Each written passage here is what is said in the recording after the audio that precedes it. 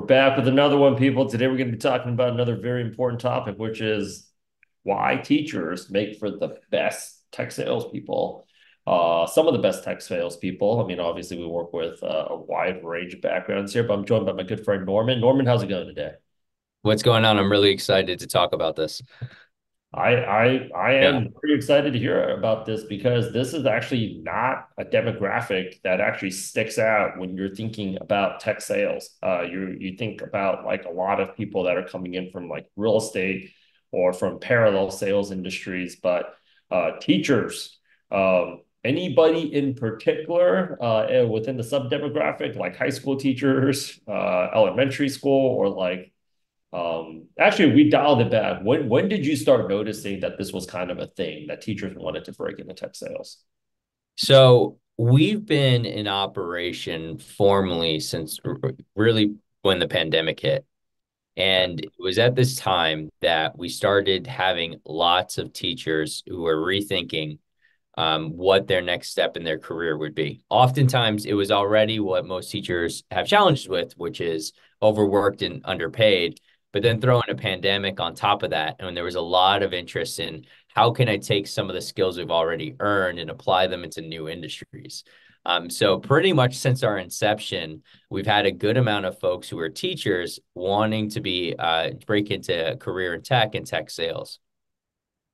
Got it, got it. And then to kind of move all the way to the front of the Yeah. business instead of talking about the middle, how do teachers actually like? How do they perform against their other counterparts that may have like? I'm pretty sure there's a lot of great transitional skills that teachers have, like off the Right, top of my head, because they have to right. not transactional for them. They gotta, I mean, essentially speaking, they gotta, I'm assuming they gotta sell like, administrators and, Yep. the form of their version of management on additional resources, parents, hardest stakeholders of all, kids. Yep. But like, how do they compete against like their counterparts that are coming in from like transactional sales or sales background? So it's a pretty even playing field, and it's extremely surprising because as a teacher, what it turns out that teachers have a lot of intangible skills that most even professions, even if you come from a sales background, aren't inherently something you bring to the table. So, for example, teachers are very customer facing. We know this. Their customers, their students, and depending on the age group, you could have some really difficult customers.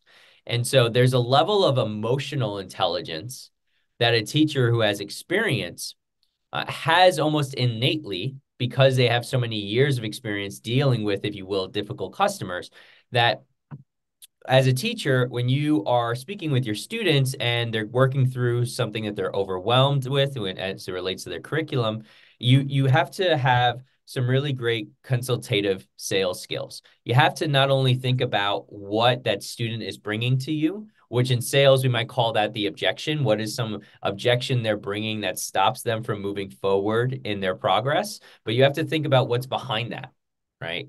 And that's very unlike a transactional sales approach. So most folks who have sales experience, if they come from a door-to-door car sales, they have this transactional sales skill set, meaning they, in the moment, hear an objection from a customer and they immediately think about how they can overcome that objection to get the customer to say yes.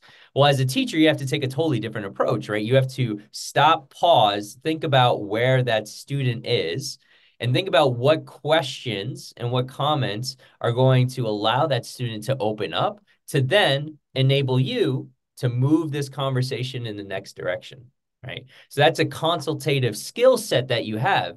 And in tech sales, these are consultative sales. You are building long-term relationships with your customers, and you're doing that by asking them really good, deep questions that get them to open up about their problems and allow you to guide them in the next step in their solution, which hopefully is the company or this product that you represent. So, just a couple of other great intangible skill sets that teachers bring to the table obviously relates to patience, right? So, the same difficult customers that you all have, your students, right? Those relationships are built over time. So you are patient yet doggedly following up and making sure that you're building these relationships with your students and they're getting to the point of trusting you to guide their journey.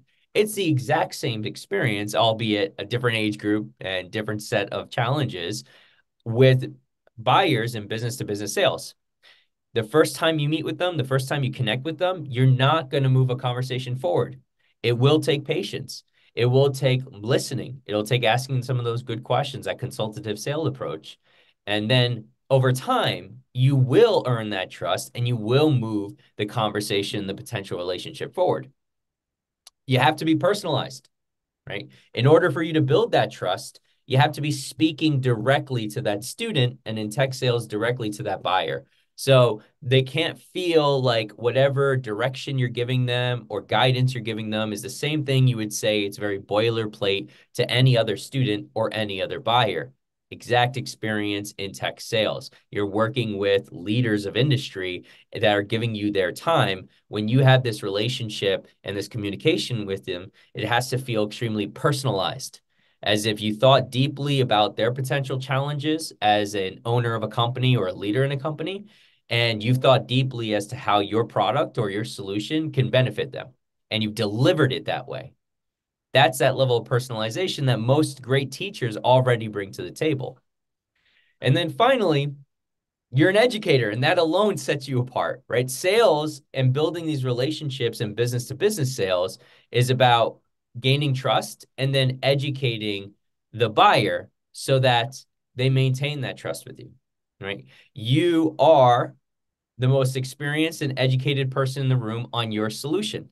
So when you are building this relationship with buyers, you have to do some really great research to understand their challenges, and then when you are presenting the potential solution for them, you're actually educating them on what's available to them in this market amongst all the other products or solutions they could be choosing. You're the expert in the room. You are offering that education to the buyer. And you already ideally have some years of experience doing that, presenting new information and educating customers, your students, on potential options going forward in their journey. It's the same experience for a buyer in business to business sales. So overall, those are just a handful of intangibles that educators already bring to the table. And then what we do is develop their sales acumen, giving them specific techniques, mindset, and skills around delivering a sales presentation so that they can become qualified SDRs and land a role in tech sales. That's crazy. I'm taking on some of the notes of what it is that you're saying out here. I also think that they have some of the intangible skills that they have is like if you think about the average elementary school teacher has about 30 on average about 30 to 35 students in a classroom, right? Yep. And I mean that's if they're like in a civilized public school district, like sometimes it could be upwards of like 40 to 50. And if Yep. you multiply that with like how they have to navigate the relationship between these kids and the parents, and then you have mom and dad, now you are multiplying the stakeholders by three. Yep. And like when you have your parent teacher conferences, you're talking about like, hey, what do we this student here is doing very well in English, but what we really need to get their math grades up or they're struggling here. You have different targets that you're moving. And when that report card comes out, like every single quarter, every semester, you are trying to get to that next deliverable. And it's not quick where you can go ahead and turn it around, but Yep. you're multitasking. I mean, if you think about it, even getting, I think even driving success for 10 individuals is enough to kill somebody, right? They're they're doing it usually for 30 stakeholders, Yeah. right? And then on top of that, you got your meetings with like I remember when I was in school, like they have meetings with like the other teachers in the same school district, and then you got to play the politics game with the principals. If you add in all of that, that's a highly qualified person for this type of role of relationship management.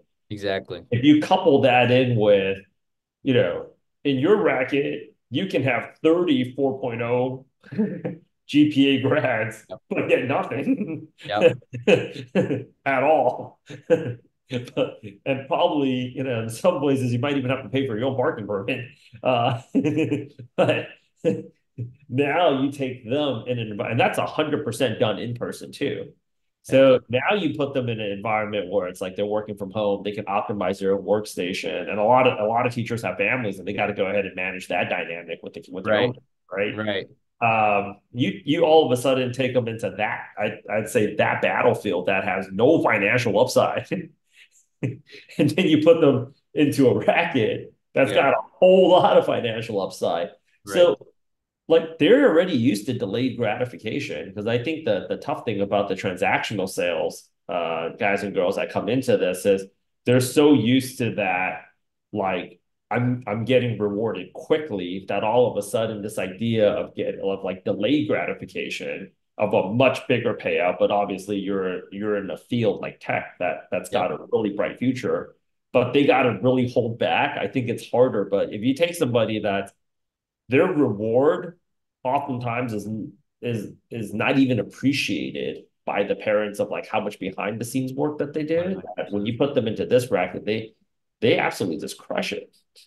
I'd like to say that, to everyone who's listening, if you are a teacher, a teacher, you are already a salesperson, right? Like the best way to think about this is that sales is nothing different than what you're already doing right now. As Rich is sharing, you're selling to an internal and external stakeholder, right? Your internal might be your staff, your principals, folks you're selling onto your teaching style, different tools that you want to incorporate into the curriculum that's going to make a more effective learning experience.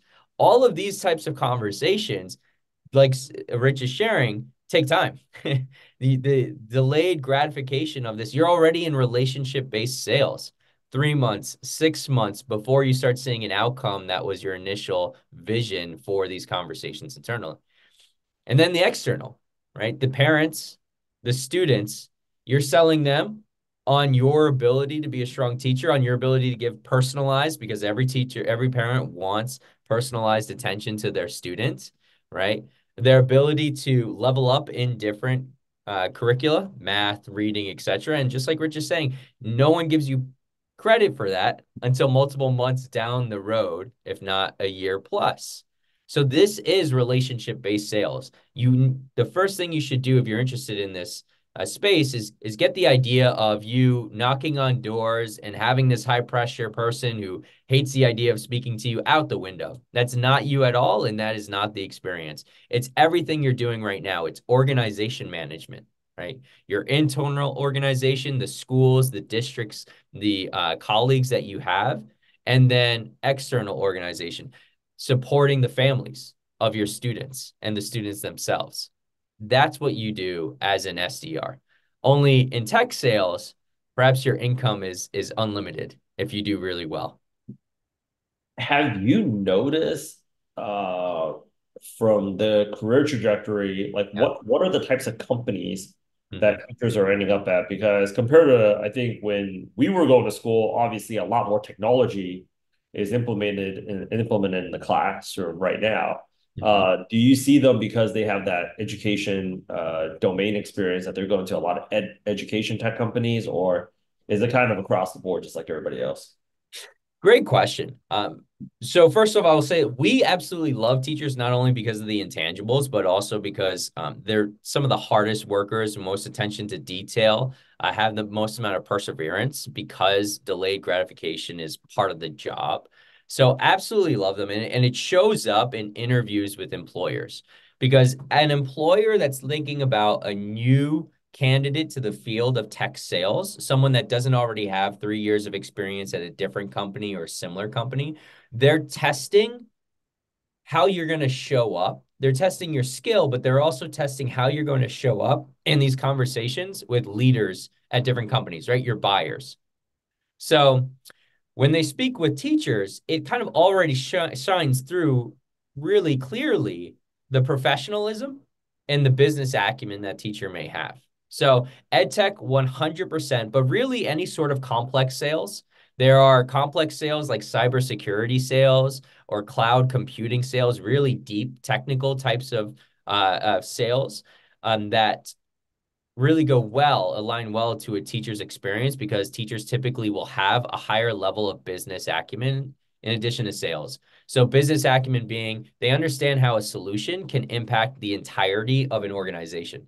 Because again, if you are trying to pitch new ideas internally to a school, to a district, to your colleagues, it takes time. You need a lot of stakeholder alignment. You're asking other teachers to be on board with you. You're asking a principal or someone just below to support an initiative. So you have to think about the overall organization and how that organization is being impacted. So solutions that have really big and deep impact that are technical, ed tech solutions for sure. Cybersecurity, cloud computing, deeper technical, 100%. Teachers do really, really well in those interviews. Right?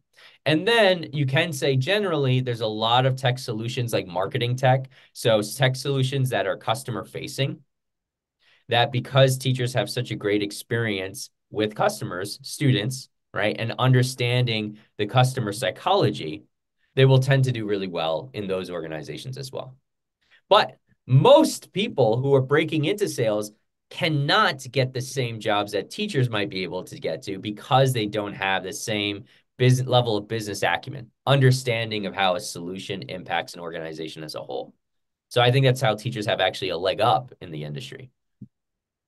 I think from what I've also seen, it's just pre-chat GPT, I think teachers really mastered, probably have the eighth degree black belt in learn hacking. Because like if you're talking about most of the teachers right now, even the youngest ones were reading actual physical paper textbooks, right? Like for me, I couldn't stand it. I see how information is being transferred right now, and I think I would have done a lot better in school. Like if I had a chance to go back, but like being able to go out there and take like 9 chapters in a textbook, and they had like all the every teacher that I've met, they have like all the sticky notes and like the Yep. highlights, the underlining. So I feel like uh, teachers have this advantage of being able to digest complex information that's very boring and mundane that a lot of people would not have the attention span for. Reading like just gosh, that's actually the reason why I decided, even though I was a history major getting ready to go to law school, so I'm not going to do it because like that's just way too much reading. They could actually take like different subjects and just completely digest it. I think probably better than a lot of other people can. And then tailor it Right. to the customer, the student. Right. You see? So it's the same thing. It's that level of business acumen and the attention to detail, the ability to digest all of this information that you can, if you're trained, you can get into any of the same roles in tech sales that folks who are trained and have some experience will get into, but you will also have a leg up because you're already pre-trained in addition to your sales skill, but you're already pre-trained to handle a level of complexity that most are not able to handle coming into this sphere. I mean, for any teacher that's out there, they most likely have had to communicate difficult, complex concepts to an international student where English is not their first language. Right. So to be able to simplify, break down something that's very complex and make it digestible to somebody where English is not their native tongue. Again, one field offers no financial upside, zero financial upside, zero gratitude, zero appreciation. You don't get any you don't get any pats from the back from the principal to the parents, the kids. Uh, I think tech sales starts looking like a way better option more and more and more over. We'd Uh, love to have you. yeah. So if you're out there watching this right now and you're an educator, I think there might be a lot of anxiety believing that you may not be able to do it, but I think across from everything what Norman has told me, a lot of the innate skills that you already have that is actually I don't think very trainable. The patience is not trainable in Mm. sales. I think you either really come into it that instinct you either have it or you don't. The ability to go out there and digest, consume, and aggregate complex concepts, information, be able to simplify that And also being able to delay that gratification, that's also something that's not trainable. Outlier situation, some people might surprise you, but Yeah. 99% of the time it's a hard thing, right? So if you're watching this right now and you are in the education space, please go ahead and download the PDF that's in the description. Definitely contact us. We would love to talk to you. Uh, Please. You are going to do amazing in this sphere. Reach out. well, last words is you don't know what's going to happen after the call. You might decide to enroll and embark on this wonderful journey to tech sales, or you might decide that you don't. But I think largely if you stay in education, I'm assuming most of the teachers that would be watching this is in public education. Um, the data would indicate that public education has been on a downward trajectory for about 5 decades, and I have a hard time subscribing to the theory that things are going to change dramatically in the next 5 decades. So you do know what's going to happen if you stay. So give us a call. We'd love to go ahead and talk to you. Thanks, Norman. Thank you so much for your time, Thank you, man. Steve. All right. See you soon.